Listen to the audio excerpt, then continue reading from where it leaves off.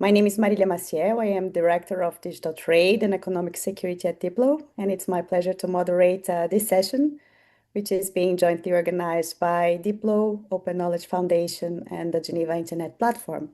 And this is actually the third event of an online event series that is dedicated to follow the discussions and the progress that has been made by the United Nations Working Group on Data Governance under the CSTD in order to strengthen transparency, understanding, and participation in this important process. So I know that some of us are new to following this group. So I'll just provide just a very brief recap to those that may be joining us today for the first time. As most of us know, at the United Nations Summit for the Future, which took place in 2024, the United Nations General Assembly has adopted the Pact for the Future, which includes the Global Digital Compact, or the GDC, as its Annex 1. And one of the GDC's central pillars is exactly data governance. To be more precise, it is under objective number 4 of GDC, which calls for the advancement of responsible, equitable, and interoperable data governance approaches. So in order to fulfill this goal, paragraph 48 of the GDC has requested the Commission on Science and Technology for Development, or CSTD for short, to establish a dedicated multi-stakeholder working group to engage in a dialogue on data governance for development. This group has been formed.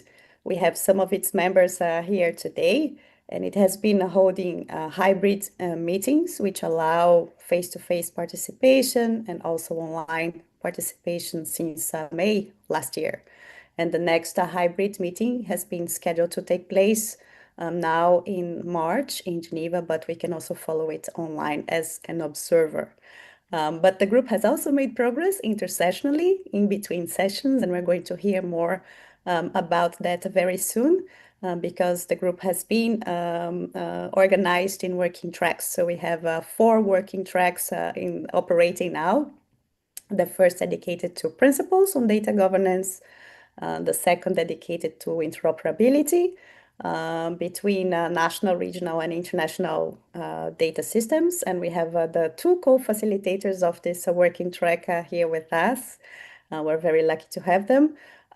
We have a working track dedicated to sharing the benefits of data, and finally one dedicated to facilitation of safe, secure data flows, including cross-border data flows.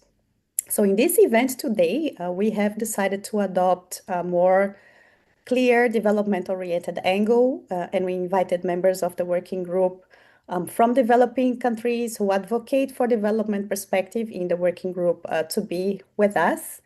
Let me just briefly introduce them. We have Renata Avila. Renata is a CEO of Open Knowledge Foundation, and she's also one of the members of the working group and a co-facilitator. We have Anita Gurumuti. She's also a member of the working group, and she's from IT for Change. And we will have Sofia Nurul, who represents the government of Indonesia here with us. If she's not here yet, she'll be coming. Unfortunately, we will not have Ambassador Guilherme Patriota with us today. He was very keen to participate and very committed, but he's also the representative of Brazil to the WTO, besides being the interim co-chair of the working group. So he was pulled in the meeting last minute. We have the WTO ministerial happening next month, so the agenda is pretty full and difficult to manage at this particular moment in time, but he sends his apology, and there will be someone from the Brazilian delegation to follow the meeting, and I'm sure he will take note of the conversations that we have and convey the most important points to the ambassador. I'd like to pass the floor directly to Renata. So as an insider, perhaps you can share with us the overall picture of where we stand in terms of this working group now. Renata.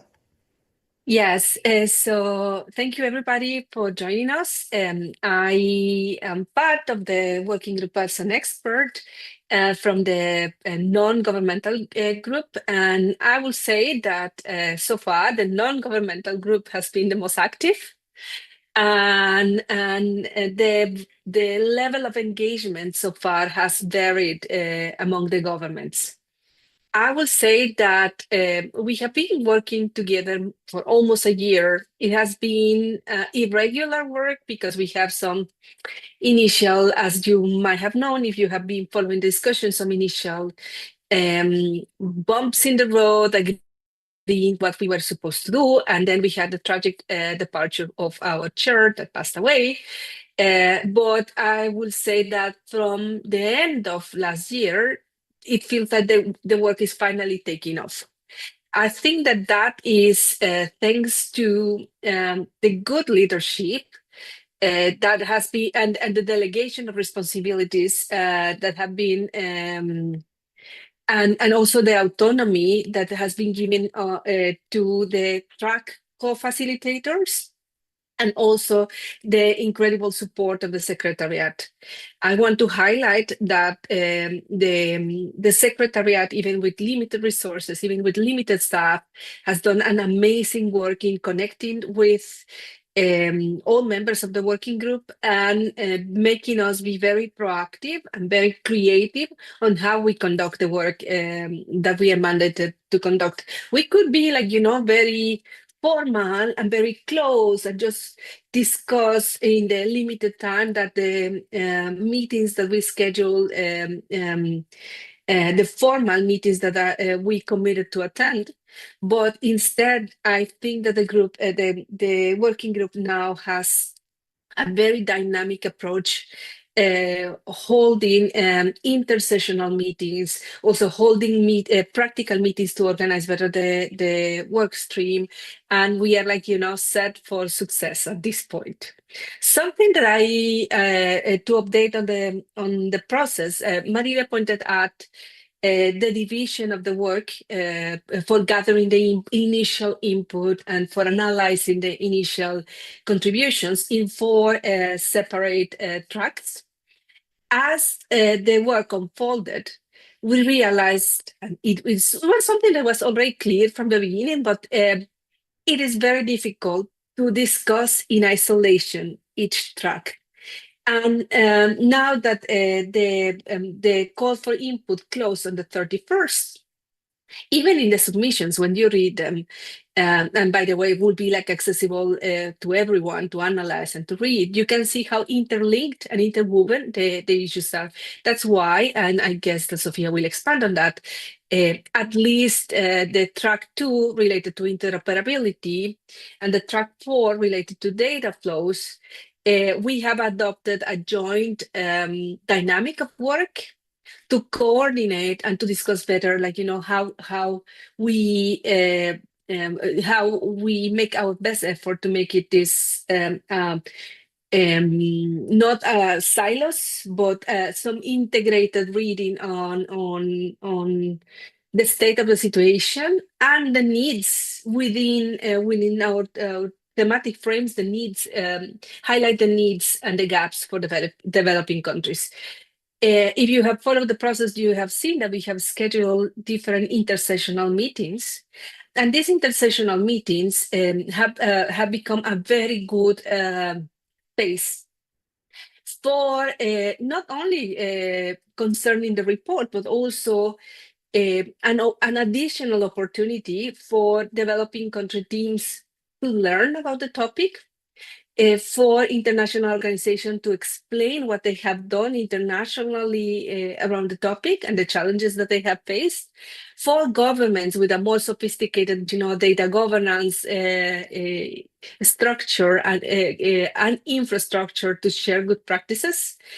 And then to establish priorities, because something that is very important to remember is that the final product, let's say, that we are going to deliver to the UN General Assembly is a very short report. So the phase that we are entering is is the one of making the hard decisions as a group on what will make this report not only relevant, but to resist the pass of time. Because from the moment that we produce it to the moment that the assembly adopts it, to the moment that it arrives to the table, to who should really, read, learn from it and implement, a lot of time can pass, and technology, as we know, moves at a speed that is faster than what we can cope with, even with the entire, policy teams. So in this phase, and that's what we are going to discuss in the upcoming meeting, will be like, what do we live in and why? What should we emphasize and why? And what should be a matter of just addenda or just additional notes that we want to provide for people to understand better the topic and so on. Although the round of gathering input from different governments and civil society organizations and companies and so on already passed, that does not mean that we will not hear and that we will not seek input when there is where there is need for input. But of course, it means that the initial phase of gathering all the information that we need to start preparing the report and to listen to all the relevant parties has passed. I have to note that at the very last minute, it was very good to receive input from some developing countries that have those are of course available to observers and to members of the working group, that highlight the differentiation on the general needs on data governance and the specific needs for developing countries is starting to emerge. And that in the latest intersessional meeting that we had, we also heard from developing countries and the practical experience in implementing data governance efforts.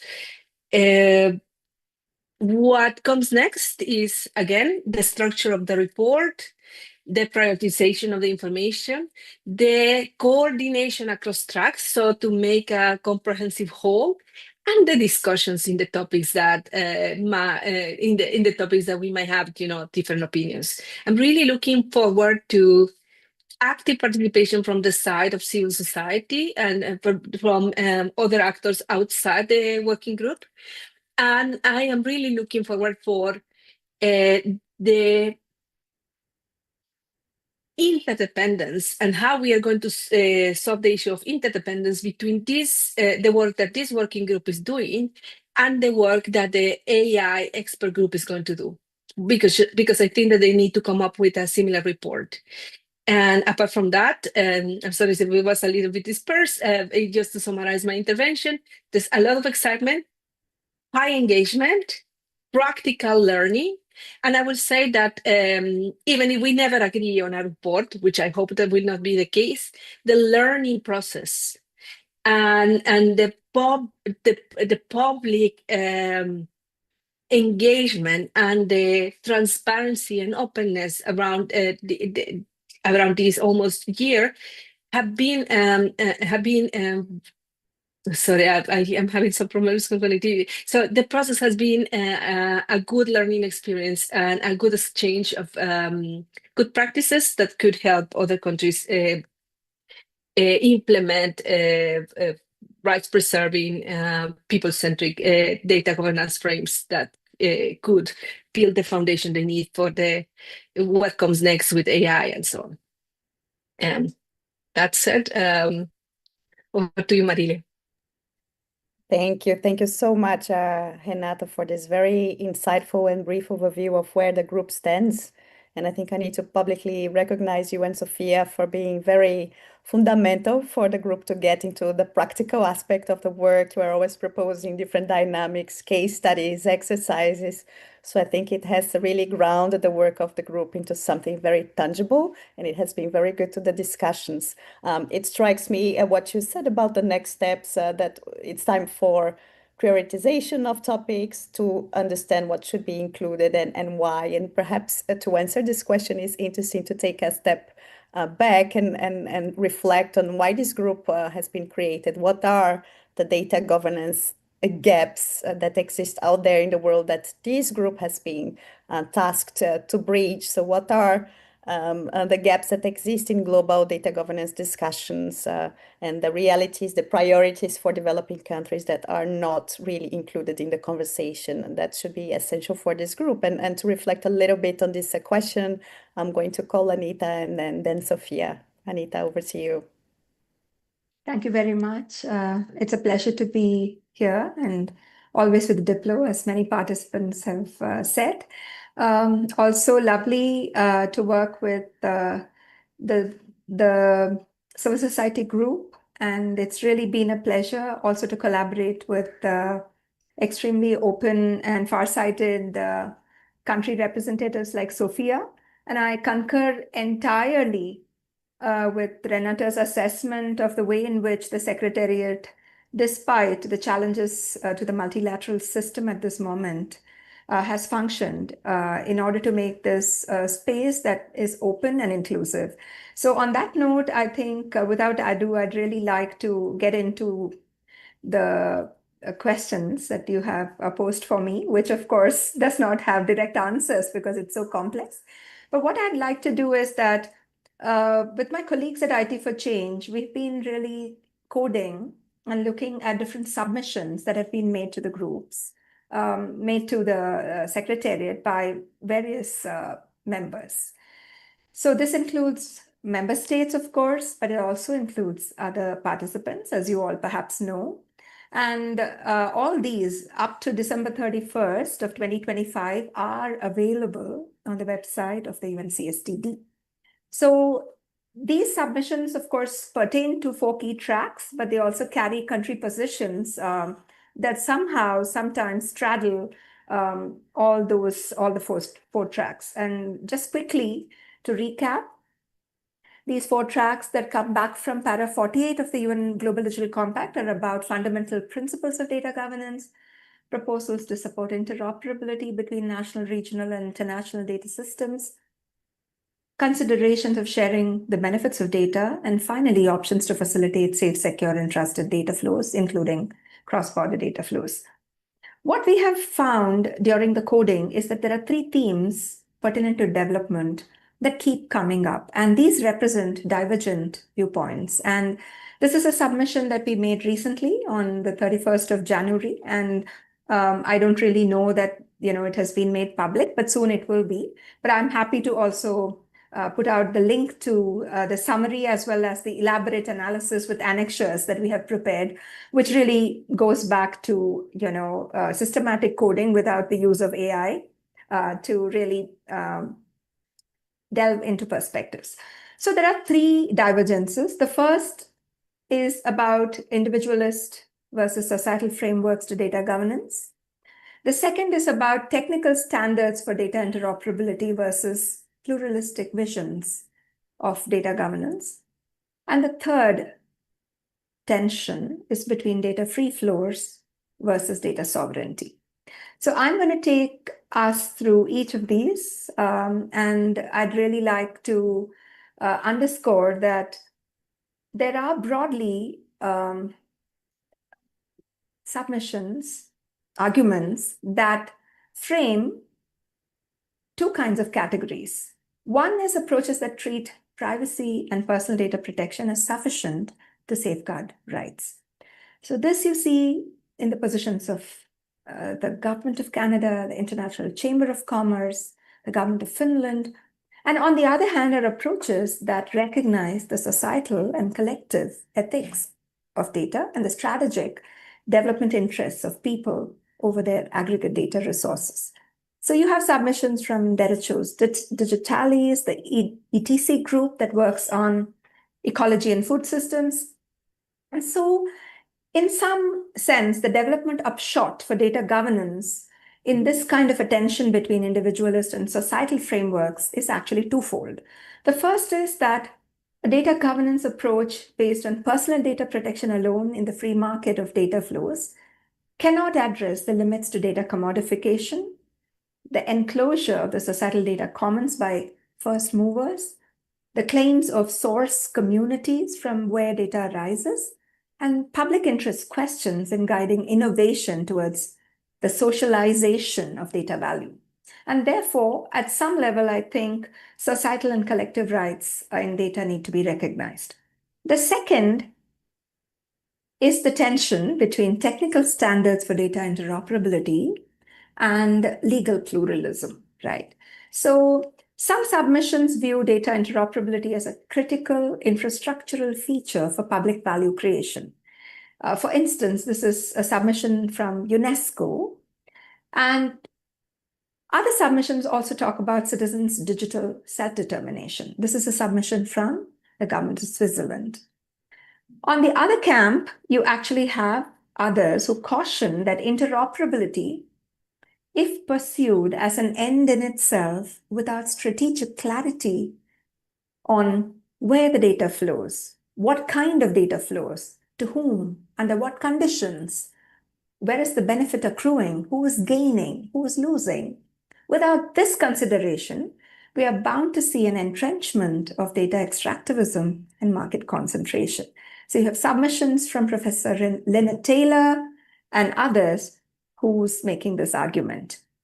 So the interoperability of technical data standards with its economic and non-economic benefits, I think, should not lead to coercive harmonization where a select few will benefit. So the conclusion IT for Change would like to make is that data interoperability is not an intrinsic public good. So in and of itself, we cannot see data interoperability as a public good because it is situated in a context where there are other kinds of values. The third and final tension we see, and this is really important for development, is this whole question of data sovereignty and data free flows. So one set of submissions that we have coded frames cross-border data flows as a precondition for integration into global innovation markets, that localization measures and differentiated national approaches would undermine. So this is a position taken by the NTT Data Group, the International Chamber of Commerce, and others.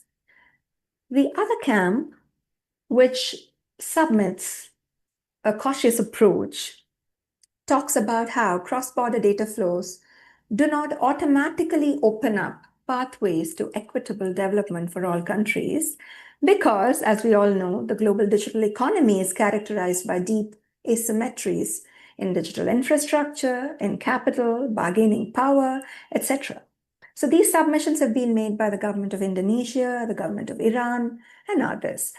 So what we kind of infer from this is there is a concern from developing countries around data sovereignty, or in other words, the regulatory or policy autonomy of states to govern data flows in line with their development priorities and public interest objectives, which seems to be a non-negotiable in the international system because of the sovereign equality of all states.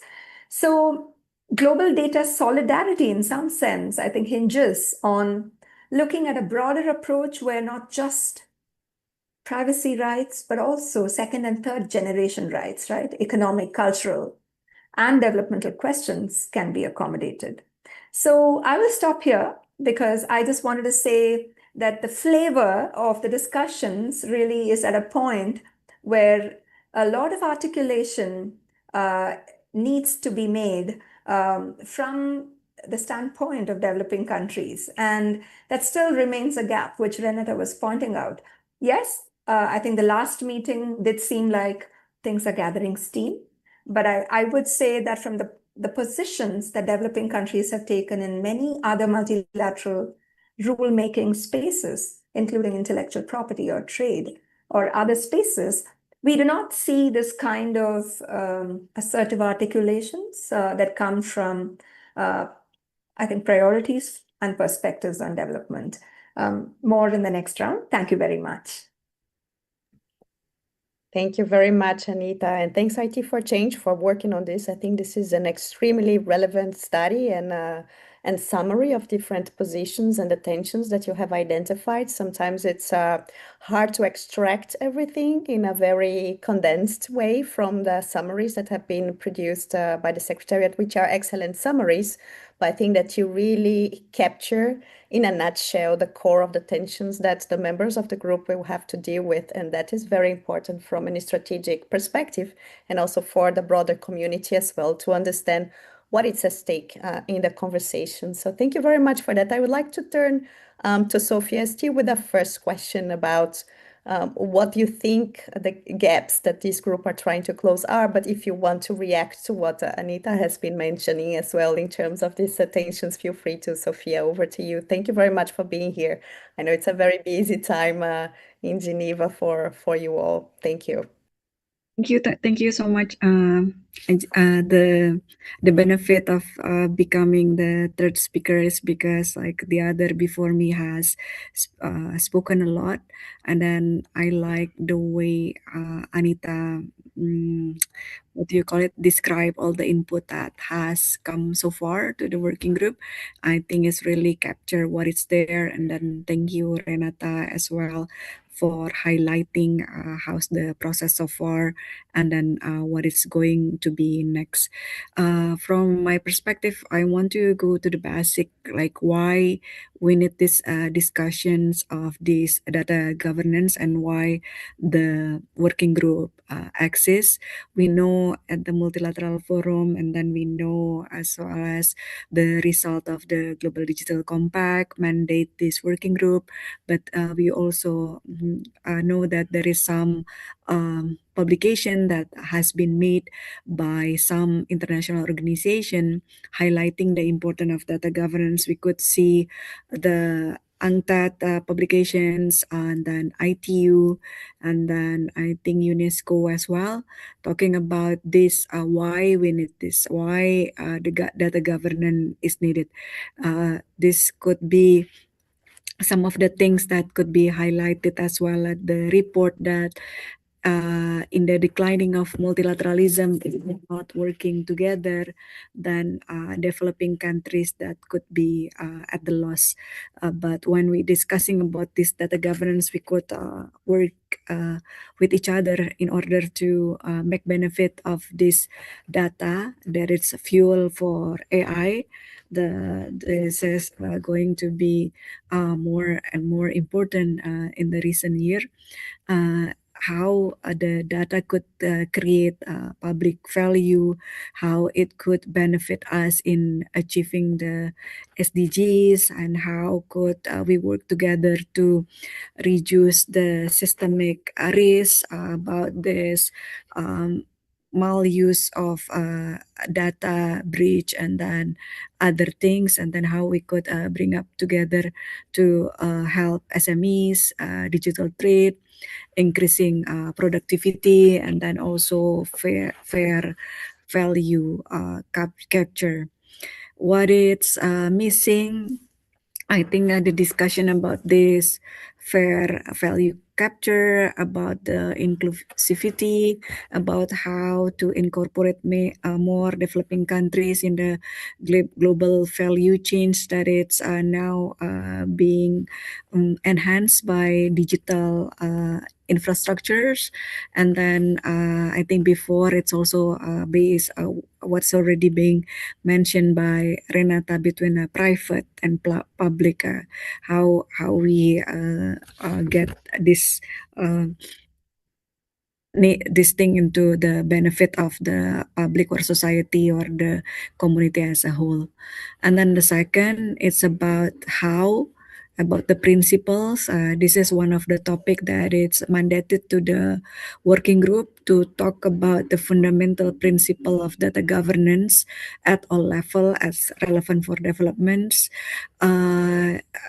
In discussing about this principle, we know about the important about the free flow with trust, about the importance of the technical interoperability, about the need to create standard within and among countries, about the principle about the rights-based developments and about the need of security and the protection, especially for the private data protections.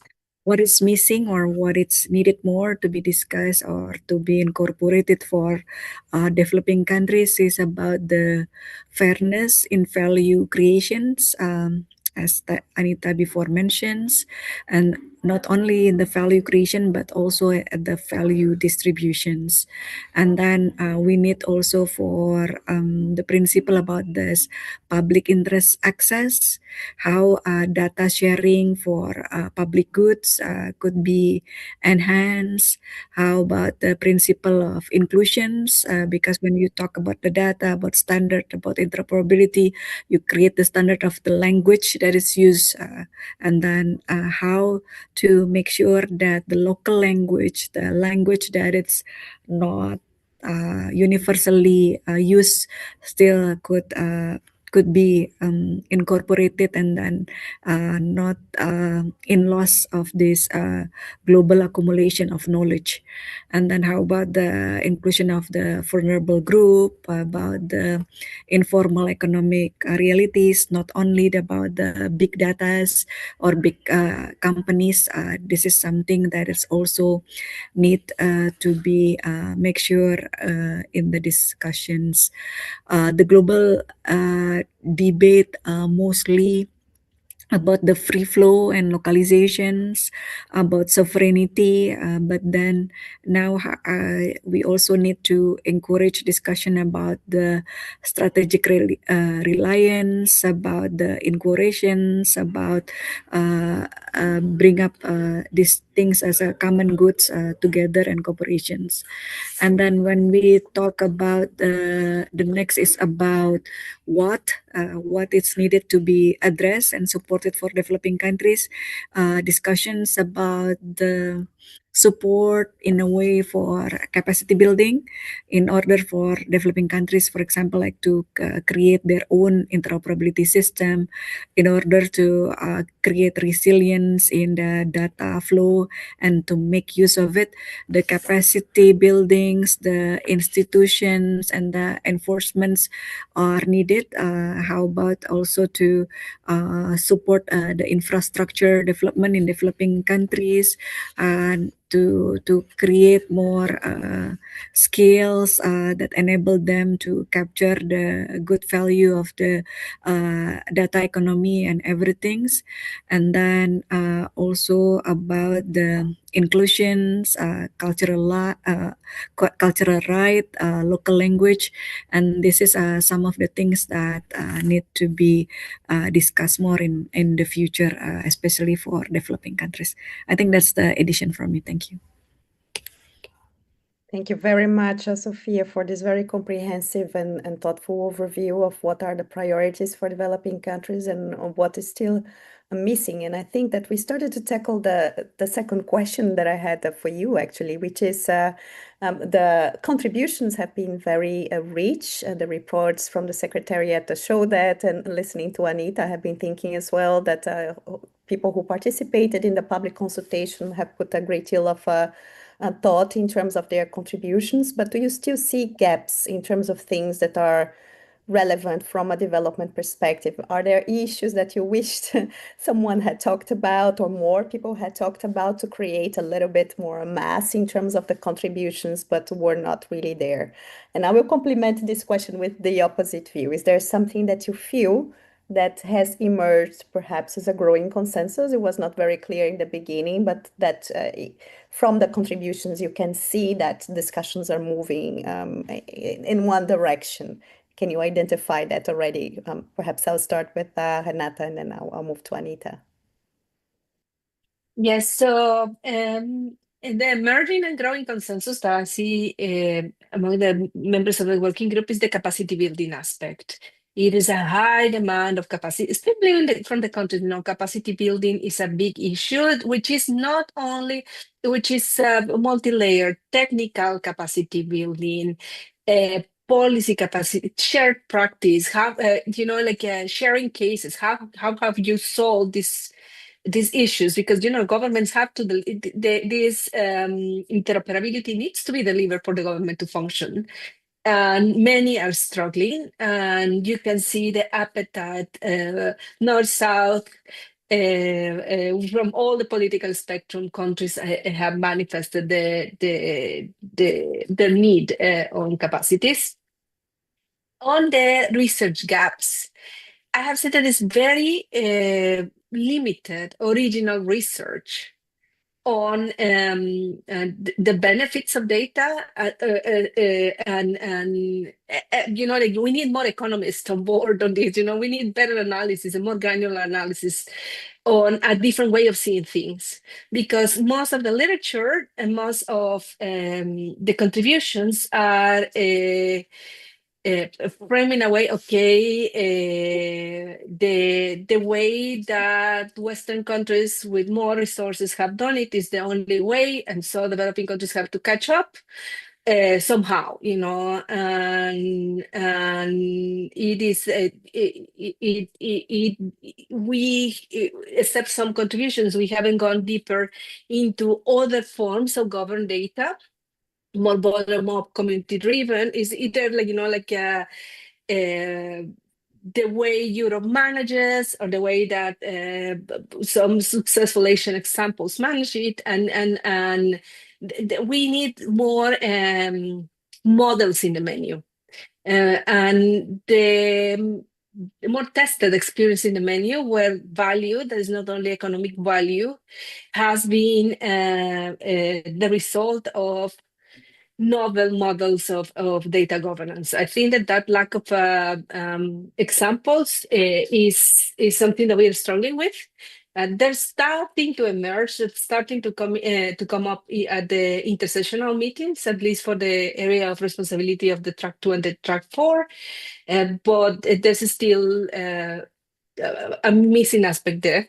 The other missing aspect that it has been mentioned both in contributions and in discussions with the working group is how do we link this report with the efforts around AI.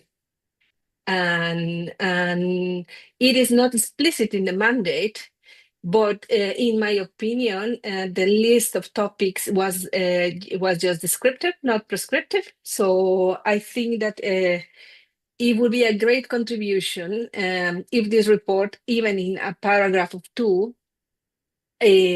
addresses why data governance, and not any data governance, but a fair data governance is fundamental for what comes next when a country decides to, include AI in their industrial policy, in their government infrastructure, and so on. I just want to highlight also that we had invited, but it didn't happen. We will do it for a future meeting. The government of Cuba. Government of Cuba prepared an excellent submission, and I will share it in the link in the chat link, because it's worth reading, because it reflects many of the things that Anita mentioned, most of the things that Anita mentioned, and it is one of the new submissions that also captures the feeling of many countries in the Global South. That's all. Thank you. Thank you very much, Renata. Let me pass straight to Anita. Thank you so much. And I couldn't agree more. I think that it would be very, very important for us to be able to make a connection that Renata just asked to, and many of the points that Sophia made about the AI economy. Basically, we're talking about rebooted global value chains, which cannot be treated as business as usual. And therefore, this entire connection between the AI economy and what may be adequate in terms of the development futures and what would be equitable and just, So fair, yes, but fairness is, I think, economistic. We should actually go beyond and really look at inclusion, which is equity, and look at just, which is really about looking at ethical aspects, really, of data. And in that regard, I think I would really flag that the UNSG's report on financing mechanisms for AI, which was released in July of 2025, talks about minimum irreducible data and AI capacity. The fact that we really need to pool data in a way that allows and create a CERN for AI, which allows compute capacity to be accessible to many, many countries, is possible only if we kind of act in a way that the AI data and AI issues are fused completely together. Because I don't see how we can have fora where we talk about data governance as if it is only about privacy rights and an adequacy clause. Jacqueline has posed a question here about Brazil and EU and their cross-border data flows. And we've been made to believe that data flows with trust. And the trust here is pretty much a kind of a stand-in for the idea of personal data protection. And so data will flow if there is personal data protection and the confidence that somehow data will be safe in terms of data privacy. But even that, it's possible today really to de-anonymize. And what we are looking at is not that kind of minimum floor where only civil political rights and data are maintained. I think we're really talking about economic justice, cultural questions in the epoch of LLMs. We're really looking at indigenous people's rights, and we're looking at very, very fundamental ideas of a global training data framework, which the UN HLAB argues is really to be geared towards public benefit.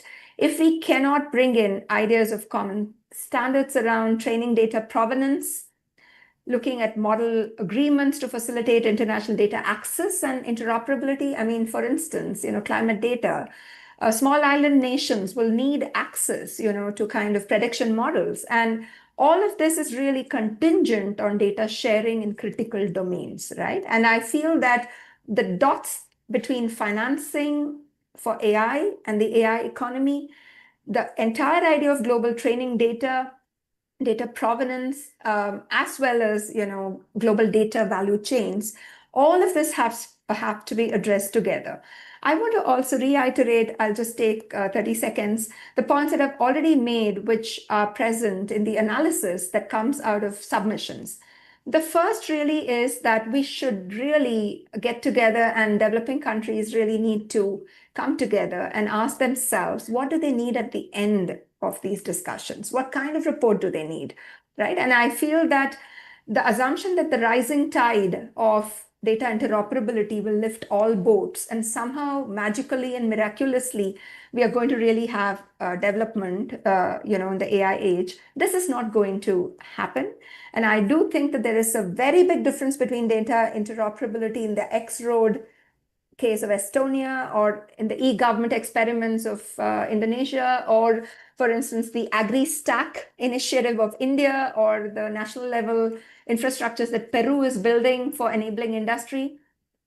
How data flows within a country and how data exchanges are programmed is extremely different from interoperability in the international context. International context interoperability is really a political question. It's a techno-political question, and we should not reduce it to this kind of polarized, shrill rhetoric of, oh my God, this is fragmentation.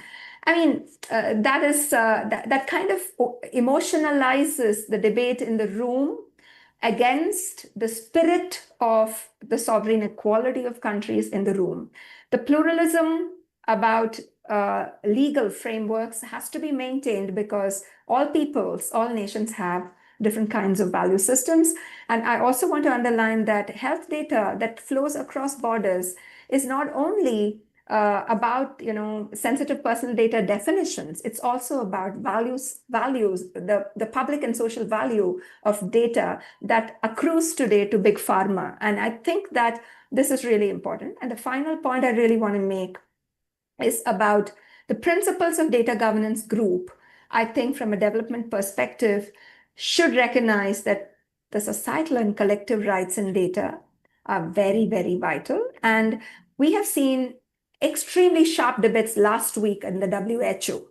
In the WHO, which is now discussing AI governance, and many countries took together and said, till you talk about data governance of health, health data, we cannot talk about AI governance. And I think that these are really about multiple generations of rights. And I would really like to make the point that a lot remains to be done. Otherwise, we're likely to have a report which pretty much talks about trust and, all of these warm and fuzzy concepts, which really do not address the political economy of AI futures. Thank you.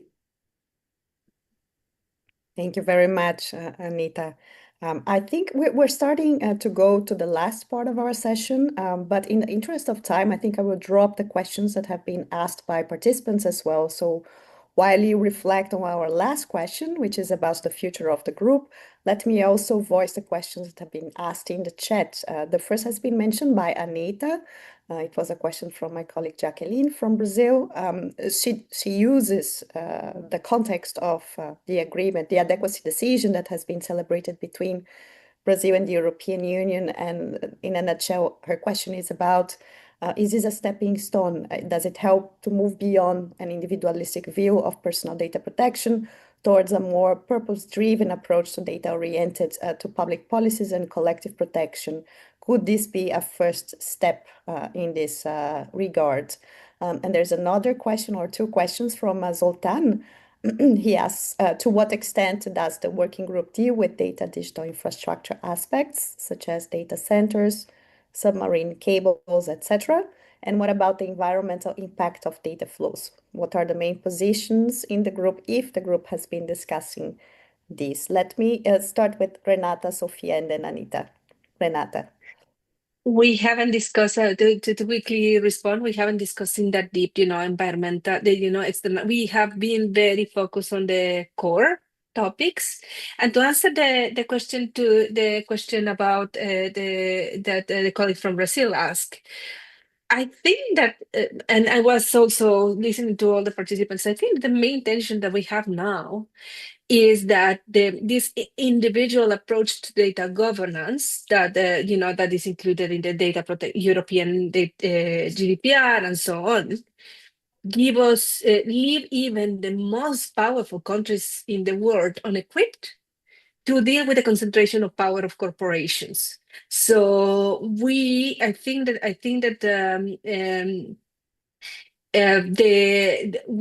tried to tame to tame by taking this individualistic approach.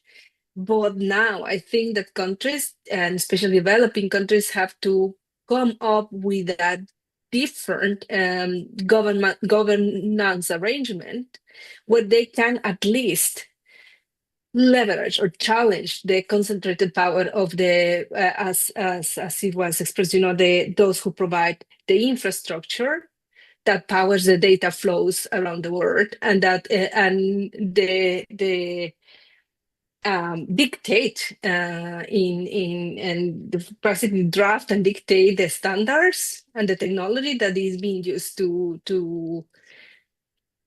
work with data in any jurisdiction. So I think that it is the multilateral efforts are extremely useful.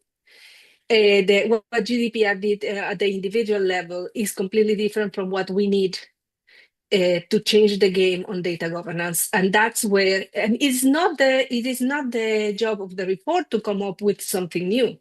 What is the job of the report is to highlight why it is needed, why we cannot copy paste or extrapolate the data governance system as it is now for developing countries. Because even the most powerful countries in the world, not the most powerful, I mean, that do not concentrate, that do not hold all the industry and all the keys to data infrastructure, are suffering and cannot fight back.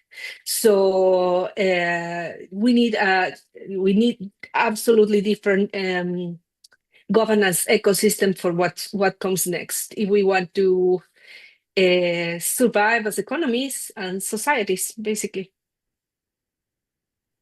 Thank you, Renata. Let me take the opportunity to ask Sophia about your expectations for the working group moving forward, including about the outcomes. How do you think these outcomes can be valuable for developing countries, in your opinion? Thank you for the questions. I think one of the fundamental issues that need to be discussed also within the working group members about how deep is the report would be, and then to what extent the recommendations would be, because like some of the members still doesn't want this report to provide recommendations because I think some of the member also like the condition as it is, so and doesn't want this uh, working group to provide like a more recommendation or implementation roadmap or something they need to follow up in the future. The secretariat is now discussing about the structure of the report itself. Some of the things that are important for developing countries. The first one is about the principles. I think the recommendations or the guiding about the principles already being captured at the report, including, if I'm not mistaken, the OECD or UNESCO. The other things that is this report it's going to provide is about the options or the recommendation to facilitate safe, secure, and trusted data flow, including the cross-border data flow as relevant for developments. And then as being discussed in track 2, there's many examples about their interoperability within the countries or among the regions or about at the international level. So I believe this will be captured as well in the report, how this multi-layered interoperability between like the technical, semantic, legal that Anita has been mentioned, about the institutional and governance challenge within the countries or regional or international, and this is maybe also could also capture of the some sectoral interoperability, because we already I think got the in one of our sessions we got the example from FAO and then WHO, so maybe this could also being captured, for example, as one of the example how interoperability that it's beneficial for developing countries use.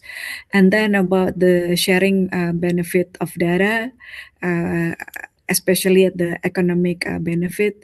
Regarding the questions about the environment, yes, we haven't like really discussed about it, but we discuss more about the economic and then social public sector benefit of this data governance. Thank you.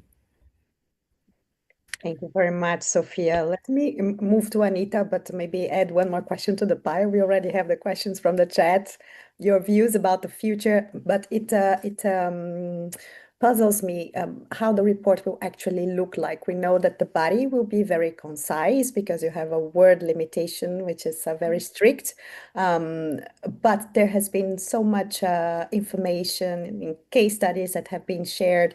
I wonder how you are going to deal with, first of all, views that cannot be brought together. If I understand correctly, there will be a chair's summary together with a report, which is supposed to collect these diverging views. But in terms of the concrete examples, the good practice share, do you intend to have some sort of appendix in which you are going to preserve it for the future in a more coherent way, so perhaps countries can take inspiration from what has been shared? Over to you, Anita, and then I will give you the chance to have some final remarks as well, Renata, Sophia, because we're approaching the end. Thank you. As far as I recall, yes, there is probably going to be documentation of the submissions, but the report will be slim. The initial discussions and the decisions made at the working group also affirm that the report will capture divergences in views without prioritizing majority views. This is, I think, really, really important because simply because there are few voices to talk about certain perspectives, we cannot really somehow overshadow those perspectives as if they are minority views. So I think that the principles that really shape this go back to certain precedents that have been noted in the working groups of the CSTD prior, in the earlier context, which I think really illuminate the need to capture divergences as they are, regardless of the number of voices behind any position. So I think there is no one majoritarian view that's supposed to be treated as legitimate. So I think this is the first thing. And it's, of course, completely up to us and some of us who are also here for us to really hold that line. I think it's really important to watch and hold that line. That said, I also really hope that this slim report that doesn't end up with overbroad motherhood kind of statements. I think it's really important we have very sharp views, including on issues that have been submitted but not really discussed. And here is where I really wanted to say that about data centers or infrastructures, etc., the submissions of groups like the ETC group or by observers, this is really important because while they may not have had a chance to sit in the room in Geneva or participate online, the debate is adequately, I think, complicated and complemented by perspectives on the ecological harm of the current data and AI model in the world or the paradigm in the world. I have also noticed groups like Rethink Trade, a group in the US, who are observers, who've been in the room, who've raised issues about digital infrastructure and autonomy of digital infrastructure, pointing to the fact that there are double standards in the position of certain countries, so-called developed countries, who do resort to protectionism in their context for certain purposes, while denying other countries their right to actually govern in strategic national interests. So there have been very, very sharp remarks, and these remarks I hope will be recorded. Of course, the Secretariat is limited by its own capacities, but I do hope that the sharp fault lines that really talk about a neocoloniality for developing countries is reflected in the report. And lastly, to Jacqueline's question, I just want to comment in the passing that indeed, I think what I find unique about the Brazil-EU mutual adequacy arrangement is the fact that there is a very strong reference to public sector cooperation. And certainly, of course, the whole level of protection that is essentially equivalent to the EU's GDPR while talking about purpose-driven public outcomes. My knowledge about the Brazilian legal framework is limited, but what I see is that here is a unique opportunity for us to see and evaluate at the end of 1 or 2 years what kinds of social and public value outcomes were actually generated because of this cooperation above and beyond mere market access. So I think that's a task that organizations like yourselves, Jacqueline, should set, and we are of course happy to assist you in that regard. But indeed, I think here is an opportunity, and under the leadership of Brazil, that there is a certain identification for specific public sectors and the idea of boosting purpose-driven initiatives in health tech, ed tech, and government digital services. So I'll stop there. Thank you. Very, very useful comment, Anita. Sophia, maybe you have some final remarks, and then the same to Renata. We have about 1.5 minutes each. I think what would happen with the report itself, it's going to be to enhance further discussion about the data governance, which is getting more important, especially at the era of AI. Thank you. Short and sweet and concrete. Thank you very much, Renata. Just stay with us. Please follow the process. Please give visibility to the process across your networks. Have opinions. External opinions, of course, count a lot. Even if like the submission period passed, articles that you publish, events that you host, all of these influences, like how we are going to draft this report. Hold your country accountable. Make sure that your country is representing your views. They should, they must. And also hold all of us accountable, like if we are like messing up, if we are not delivering the right messages, and or if you have examples and pressing issues that we want that you want us to bring up, you have I mean, you can reach out to our organizations. We are more than happy to include your voices and your views in this report, to make it useful and to make it, as I mentioned at the beginning, long lasting, so it can guide efforts beyond just its publication for hopefully the next 25 to 50 years. Very ambitious. And thank you for your attendance. I know that for many it's very early, for many it's like lunchtime, but I hope that this continuous nudging that Diplo and Open Knowledge Foundation are doing helps to keep this process alive and impactful. Thank you so much. Thank you for the partnership, Renata. Thank you, Anita, Sophia, for being with us today. And thanks to all our participants who have been following the discussions, asking questions until the next event of this event series. Thank you very much. Bye, everyone. Thank you. Thank you so Thank you so much. much.